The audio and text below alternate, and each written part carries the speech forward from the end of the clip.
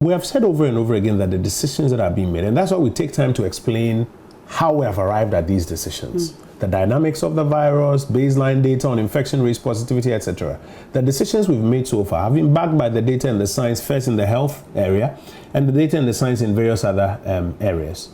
We are not taking a decision based on politics. If we were taking a decision based on politics, by now we should have done something else that allows maybe some sort of political activity. The president himself has had to suspend his political activities. Indeed, his regional tours, I'm very much aware that he had one of the regional tours slated about a week or two before the initial lockdown. He's had to suspend all of those ones. His party's activities have been suspended. So politics can wait. Human lives and the economy subsequently will take precedence over politics. But I've heard people suggest that the EC or the NIA are necessarily affected by some of the things that have been said. Yes, generally, the EC and the NIA are affected by all the things that we're talking about. And in the end, we expect that whatever the EC and the NIA come up with, especially in this year of elections, does not go to the detriment of the average Ghanaian. But I am not too sure that these conversations we're having necessarily are informed about what the EC or the NIA seek to do. What the EC or the NIA or anybody else will want to do will have to be as a consequence of where we are going.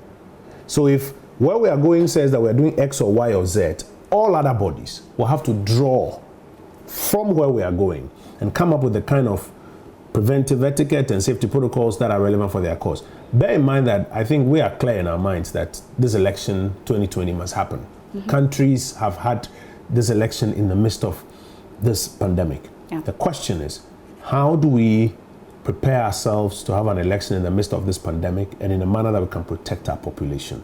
And how the EC and the NIA or any other body, the police, the election security task force, observers, everybody, how they all come to this position is one that will be available for all of us to examine. And you can say for a fact that during the consultations and all these, the issue about the Electoral Commission did not make a showing. No, I know that the EC has engaged the health experts on what suffices if they should go ahead with their work.